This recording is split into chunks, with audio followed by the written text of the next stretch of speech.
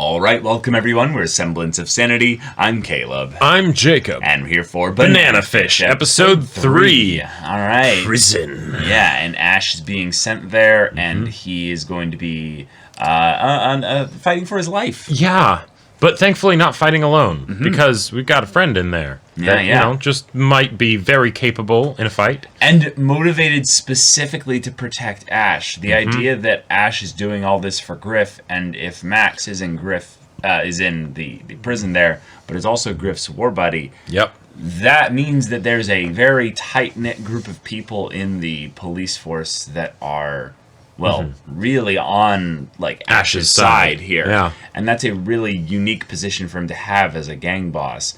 But, you know, since he's poking at the Mafia, they're like, no, I'm gonna go kill him. I'm gonna go try at the very least. Yeah, so, alright. eBay and Eiji are going to do what they can. Yeah. However, that works. I don't know if they can actually do anything here. Right. I feel like they'll just get themselves hurt if they get too close to this. Because, like, the Mafia has police, a ton of people in the prison, potentially people we don't know among how many the prison people they have staff. in the prison. Yeah, that's true. That's true. Yeah. But all we know is that there's one guy who's at the very least in with some of the staff of the prison, and being given the heads up of, hey, this is get who our we people know. in there. Yeah. You can go and have your way with him however you Right. want. And hopefully at the very least, Ash takes just a bit of the piss out of them with his martial arts. And, we get a good old classic like Punisher scene of just like, okay, you know, get some shivs and a hammer and, oh, hey, wait, it didn't work. Yeah. I mean, it could end up being like that. The crazy thing is that if it gets that violent and crazy, then you really would want to make sure that eBay and Eiji are nowhere near this. Yeah. Then you have like a prison riot, and it gets to a lot of people getting killed. Yep. But yeah, y'all, without further ado, let's get into this.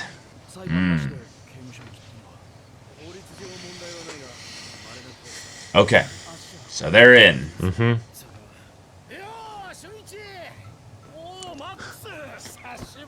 It's all right. It's our boy Okuyasu? from part 4, Okuyasu. Yeah. This is serious. Yeah, we're here on business.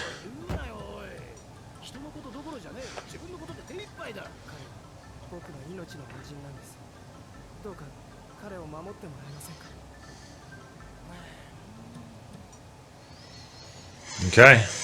All right. Yeah. OP time.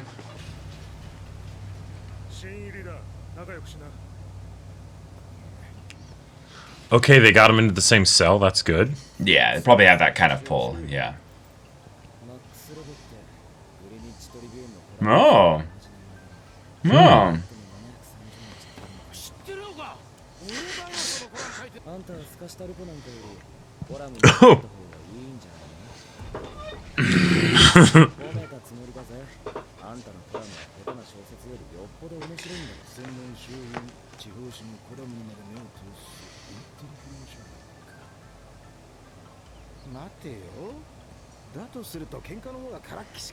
No, he's quite a fighter. Yeah. Yeah.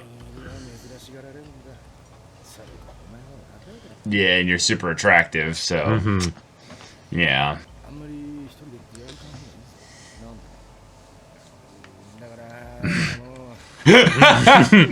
Yeah. Yep.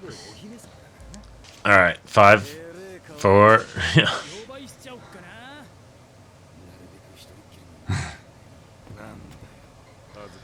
Oh, here goes the fork into his eye or something. Yep. Oh, shit. Oh my god. Here we go. Okay. Oh, they're just cheering him on. Okay. No, he handled himself just fine. That's actually solitary, yeah. Yeah, that's a good idea. Well, unless someone comes in to... Oh. Okay.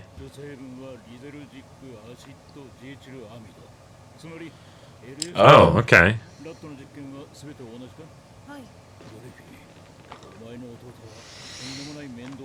Shit. Okay. Mm-hmm.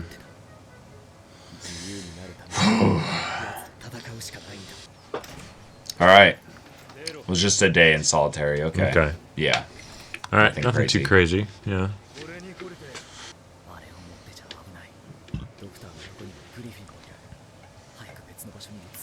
Right. Back for more? Really? Hey, it's 3-on-1 now. Well, that's true. Yeah.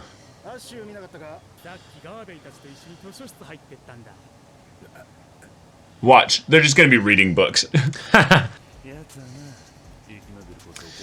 Gotcha. Ah.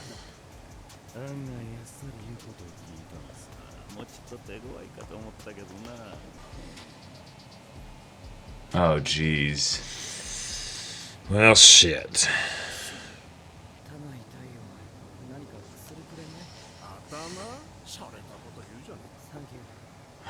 Wait. Is he gonna fake? Yeah. Yeah, he might be stocking up the meds then. Yeah. Yeah. Uh-huh. Mm-hmm. Nice. Nice.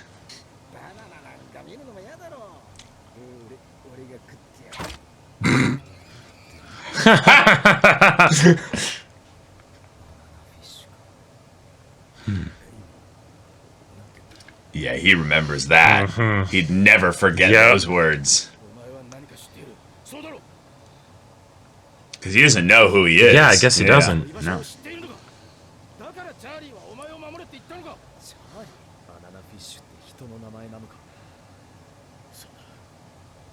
Oh. Okay. Oh. I thought he was asking about Griff, but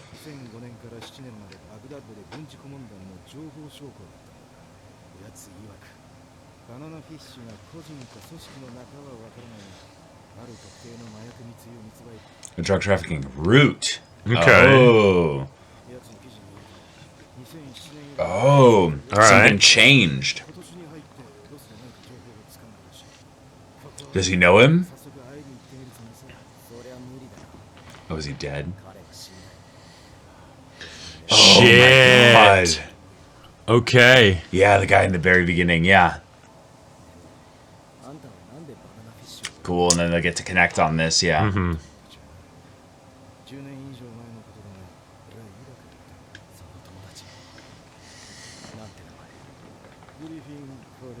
No.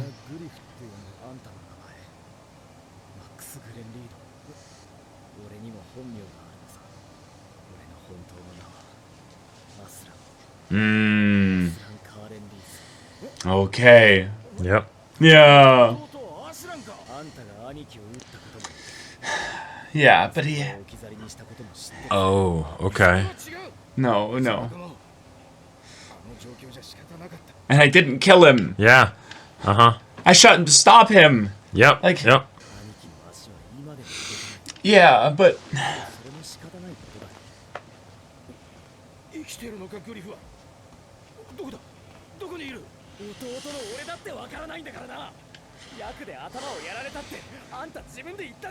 Uh-huh.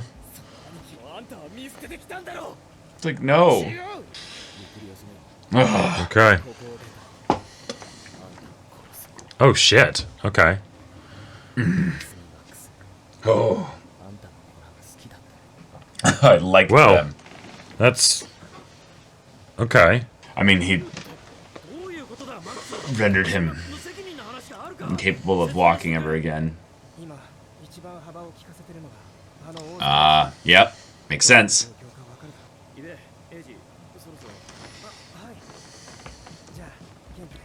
Ooh, music. Yeah. Alright. Oh. Oh, my.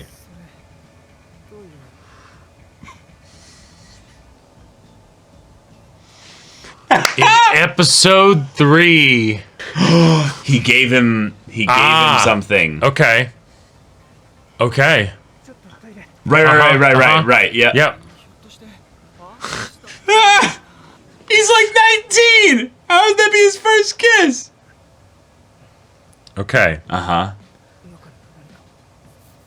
Hell yeah. Nice. Hell yeah. Nice. Oh my god! Wow. Yes! And let's get in contact All with right. Shorter! Hell yeah! Sweet.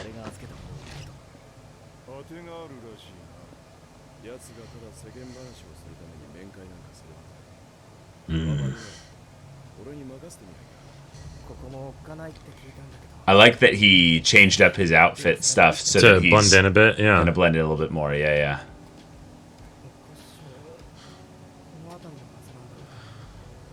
But at the same time, the walking around here staring at his phone, Yeah, yeah. like, very clearly not around. Not from around here. They're like, whoa, shit. Yeah. Oh, real stuff. Okay, okay. Okay. Alright.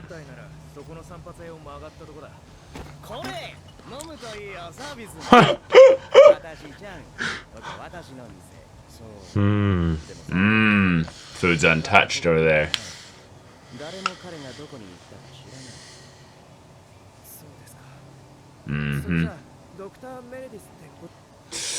Oh no. That wasn't part of the... Oh no. wasn't part of the... Shit. Oh, that's bad. Oh, that's real bad. Damn. No. Oh god. Oh god.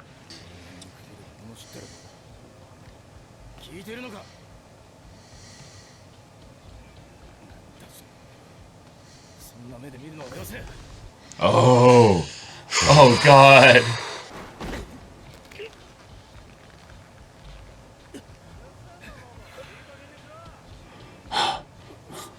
Shit. Oh god, this guy. Damn. He's so broken.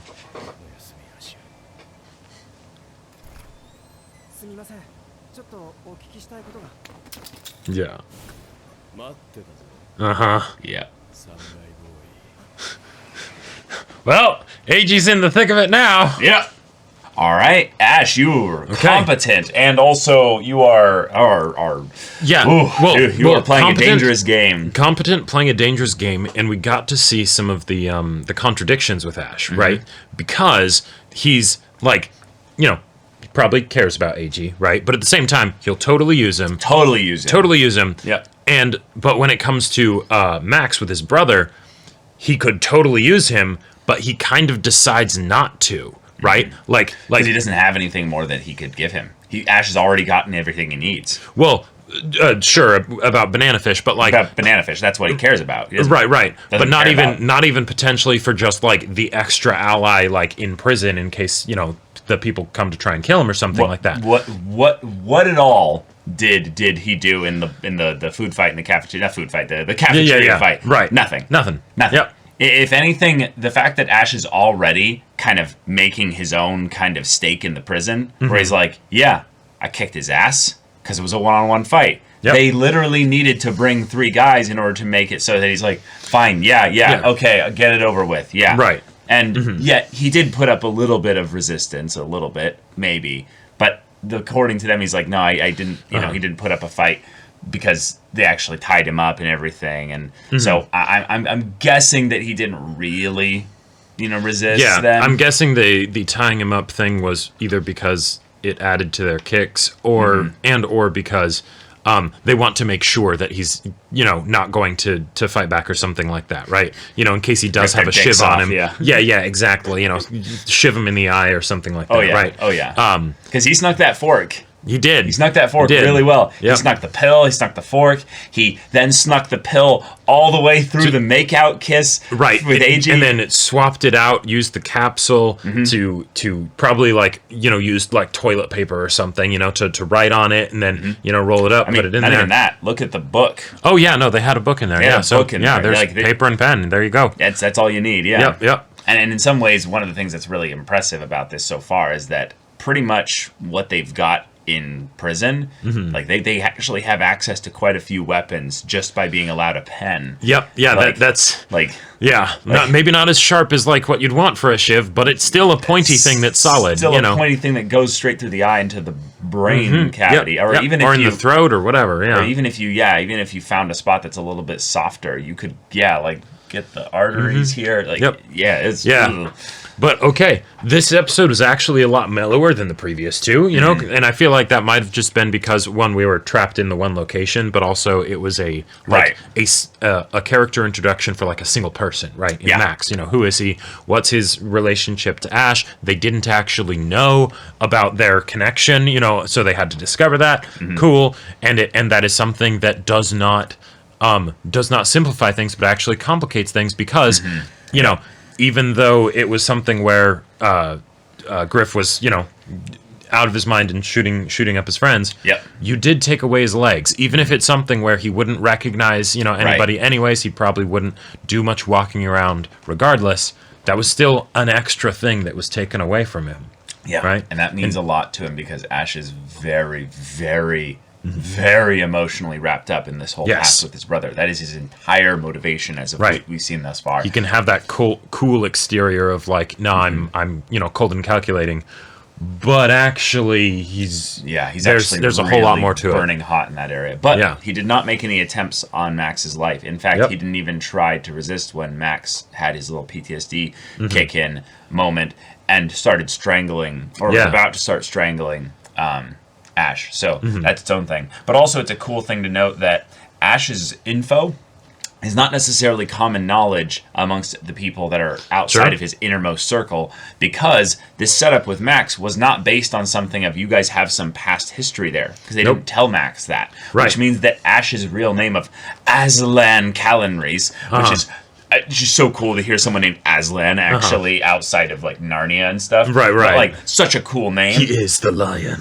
I mean, look at that mane, dude. But like, okay, that's something that they got to share. It's cool. Little serendipitous encounter. The idea that they actually did, you know, bump into each other here. Two people that cared very much for Griff.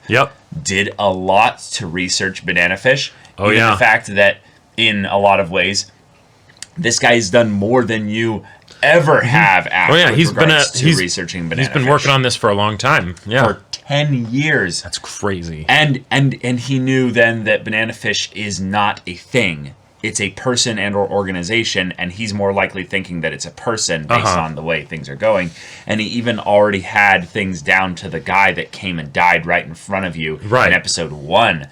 Ash. Which is interesting because, like, if it is a person, that makes me think that we have some, like, you know, antagonist beyond the, you know... it could just be the guy that makes the drug. Okay, that's a good point. It could just be the one who's actually responsible for making it, you know? Yeah, I guess it was something where I was thinking that if it is someone that is like some super antagonist, right, beyond the Mafia Don, then it was just that extra thing of like, oh shit, how fast is this show gonna go? You know? I think that's possible. I think the main reason why there's no reason to do that now, in terms of revealing it, even if that is the case, is because of how personal the threat is, not the threat, the conflict is between Ash and the Mafia Don. Yes. What's his name? Dino. Papa Dino. Yeah, Papa Dino. Yeah.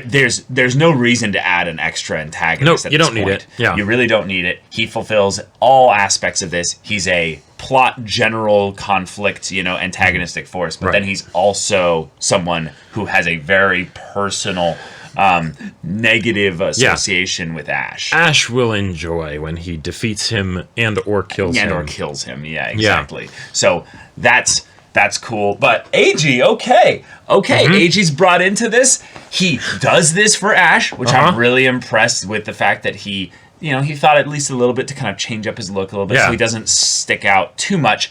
But it still wasn't enough. Your persona, your appearance in the way that you talk and move, that gives you away, my dude. In particular, the walking down a street in like a rough part of town, looking at your nice phone for like directions, you know, or whatever. It's like, yes, you're not from around here. You don't know these streets, you know. Exactly. Yeah. So I'm excited to see how this leads into a bit of a problem, given that Arthur just was like, oh, yeah, he met up with Ash? That's weird. Why would Ash meet up with this guy? And he was connected to some kind of cop? Oh. Yeah, we should definitely look into this. And we can, you know, put some pressure on him and see what comes out, basically. Oh, that person was trying to get in contact with Shorter? Oh, okay, that's good to know. Oh, they also mentioned somebody They mentioned the doctor, Dr. Meredith, or whatever. Arthur might have literally gotten to the doctor already. Because that was where they showed him. Exactly, right. Yeah. He goes to meet Dr. Meredith, and as soon as he left the restaurant, right, that guy probably just called up Arthur, and he's like, yeah, so head over to Dr. Meredith's, right? Because I get the feeling that Dr. Meredith is not someone that only Ash knows. It's more of just something where he's helping Ash out specifically and not letting anyone else know about it. Right, and the idea that, just because he's someone that maybe a couple people on the street know, he's not someone that they would assume is like a contact of Ash. Contact of Ash's. Right, he's just he's a street doctor, right? He helps out a lot of people, right? Right. Yeah. And probably on some level, even if people came over and was like, "Hey, do you know anything about Ash or anything about this stuff or what have you?" He'd be like, "No." Right. And he'd probably be a real one and just keep it to himself, you know. And on top of all of that, he is probably someone that is a very valuable resource in this community, right? Because I can't imagine there's a lot of doctors that are okay with, doing the under the table, off the book stuff, right? Yeah, especially for like gunshot wounds. Yeah, exactly. Like and actually being good at it. So I could imagine there could almost be like this sense of like, no, he's a we don't involve him in our shit. Yeah, exactly. Even if like, everyone protects him. Right, everyone protects him because they're motivated to, right? He's the one who keeps them alive after they get into the fights, Yeah. But Arthur is the kind of person who's reckless and a bit stupid. So there's a possibility he might have killed Meredith already. Yeah, and even if there is some sort of thing where it's like, okay, I'm not going to kill the doctor, that doesn't mean he's not going to tie him up and, or cut off a couple of his fingers. Sure, or just make it so that he's not able to interfere when he grabs Eiji and is like, okay, so how do you know Ash? What are you up to, right? Right. Yeah. Yeah, and on some level, the idea that Eiji going to Meredith is not necessarily a problem for Meredith immediately. It's the idea that Eiji won't necessarily have a great answer for why he's going to Meredith. That's true. And then he'll be like, oh, well, I guess we're going to go and talk to Meredith. Meredith, do you want me to hurt this boy? No? Yeah. Okay, well, then you better start talking. Why is Ash want to contact you? Because Eiji does have plausible deniability, right? Like, he doesn't actually know what the point of him, trying to send that message was. It's just, exactly. There's something that other people know, and I'm just the messenger boy, right? Ugh. Yeah. I mean, I loved the time they went into Chinatown, and then they have the shop owner that just pops up from behind the table. Like what was that? That was so funny. No idea. Oh my god! But also, I got this vibe a little bit, and this is something that is a bit silly. Yeah. But I want to throw out the vibe that this is actually shorter. Wait. And the outfit is way too, almost stereotypical, almost kind of racist, look at what, a Chinese guy should look like. Right. Uh-huh. And it could totally just be they're in Chinatown or whatever, so it's like he's going for the classical place from his home or something like that. Almost overtly stereotyped. But then also this could be the fact modern. Well, this is a modern world. This is a modern world, but at the same time, you said that apparently the source material was made in the 80s. Yeah, but that wouldn't make sense if they then had smartphones, Jacob. Yeah, no, it doesn't translate. Yeah, so the source material apparently is very old. Right. It's from the 80s. But just because that's the case, this story has smartphones. We are not in the 80s now. Right, but at the same time, if Ash was able to give this message and, and it's actually modern day, couldn't he have just, put Shorter's cell phone number on that message? And be like... Why would he do that? Well, because the only reason that he needed Ash or Eiji to get in contact with Shorter was to deliver a message. Right. But why would he run the risk, basically, of having Shorter's contact information be given to this dumbass kid? No. I feel like that'd be more secure than saying, please go and try and physically find Shorter, because if Shorter's phone's compromised, he's probably already screwed, but... Yeah, I feel like it could be one of those things where cell phones just kind of break a lot of plots, right? If they're if they exist, and this might be one of those things, but... Yeah. Yeah, again, I'm going to throw out there on the limb this is actually Shorter. The outfit was too ridiculous. If that's the case, oh man, that would be like would be something. The only thing that kind of gives me like pause on that is the idea of like we gave so much like emphasis on the idea that there was another person here watching him, and they could have been basically just as much the lookout for, you know, Shorter, but they're the one that was tailing him, you know? Right. So that's what I thought it might be, yeah. Yeah, the idea that he's like, oh, I'm Chang, you know, you're looking for someone, boy, I'm looking for Shorter Wong. Well, that is too bad. Yeah, it's like, he's not here now. Nobody knows where he is. Yeah, with Shorter's personality, I could totally see him doing something like that. I guess it's the thing of just, with Shorter's physicality, he's a pretty big dude. Nah, he's not that big. I mean, maybe it's just the jacket makes him look big, but like...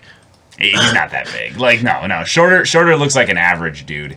See, the difference is, forget, Ash is small. That's true. Ash is small. Ash is very petite. Ash is very thin. Ash is very lithe. It's not something where you could compare Ash to a regular guy. If anything, Ash might be... no, he's not tall. Ash isn't tall. Okay, if we end up getting something like that, where all of a sudden the hat and the beard, mustache, glasses comes off, you know, and it's Shorter, and like a purple flop of hair falls out of the hat, you know, like I would absolutely die of laughter. Wait, also, wait a minute. His last name is Shorter Wong. Wait. There's a possibility that he is used to pulling, like he might be like half Chinese or something like that, and it's he's used to pulling on that persona or what have you of the like, but you know, very stereotypical kind of look just to disappear and hide. Okay, so that's one of those things where I feel like if that does happen, that would be something where we would basically be seeing a level of like comedy and sort of like silliness almost in this like so far very serious like crime, like, you know, thriller, right? Okay. That could totally be a thing, right? But then that would be the thing of like, okay, all right, that like it is still going to have some of those like more ridiculous and silly antics in this world where people are getting, you know, murdered and assaulted, you know, on it doesn't, like doesn't all the mean time. anything. Like you can still have that. No, totally. You totally still can. You totally still can. I don't know why you're so like against this idea. Like, I mean, it's a pretty out there idea, no, right? it's not. It's not. He's hiding. We literally know he's not here. I'm not in saying. the strictest I'm not sense. saying it can't. He can literally. I'm not saying anywhere. it can't be. Are you Markinson? I'm not Markinson. That's 2 down. Yeah. Like, I'm not saying it can't happen, but that I would be shocked. Why did we get this character at all, Jacob? You know, that is one of the things I was kind of wondering. See? Yes. See? Yeah, exactly. But you don't spend this much time showing the shop owner if we're not going to see them again. And why would we see them again in this random shop here if not that they're some kind of important character? It's flavor for the world of that there are people all over and contacts and things like that, and it's going into specifics. I mean, hey, if Shorter is going to be in hiding, like in plain sight, but then also be doing all these antics that draw attention to himself while he's in his disguise, extra props to Shorter. Yeah. I think you're potentially right in that it's not him, but the idea is that he says, "Go. I know it's dangerous, but I'm counting on you. Go to a shop called Chang Dai on Doyer Street in Chinatown and meet Shorter Wong. Not ask for Shorter Wong, meet him." Right. Which means like that he's going to be there. Ashlands has a 100% guarantee of saying that Shorter is going to be there. He doesn't know necessarily whether or not he should tell Eiji everything. Right. But how does he know that 100% you're going to meet him, not ask about him again? All right, but if there's a good possibility that, like, I guess maybe the reason, like, if he knows that Shorter will be in disguise and Shorter just wasn't able to reveal himself because the other guy was there, watching. He could tell that this kid was obviously followed in. Sure. No. Yeah. No. Yeah. Also, you know what's funny? Freaking Eiji didn't even use his instructions properly. He says, "You here for something? I'm looking for Shorter Wong. I have something important I must tell him." So I mean, he was told to tell Shorter to tell the doctor, you know. No, yeah, of course. But basically then he goes, then do you know of a Dr. Meredith? Right, he's trying to improvise because, I guess I can't tell Shorter. Well, I guess I can try and deliver the message to Dr. Meredith myself, and this will be fine, right? So here's how I'm pretty sure that this is also probably him. Yeah. Is that he said Dr. Meredith, and then if this is him, he immediately went, fuck, shit, okay, I have to save Dr. Meredith immediately because that dumbass right here told the other dumbass right there that it's Dr. Meredith. So if Dr. Meredith is not in the spot where Arthur is, sure, that's basically the cue that Meredith was warned, get the fuck out of there, get the fuck out of there. Okay, because the thing is that, like, all right, you are much better at, like, not coming up with, but predicting plot twists before they happen, right? Plot twists are so easy to set up, though. It's okay. You establish a little thing here that people just suppose, and this is such a ridiculous thing. Okay, it's ridiculous enough that it just might work. No, right? I'm talking about just this character. Like, but no, I'm just saying. Mm-hmm. You looked at this restaurant, right? Yeah. Why the hell is he in this getup?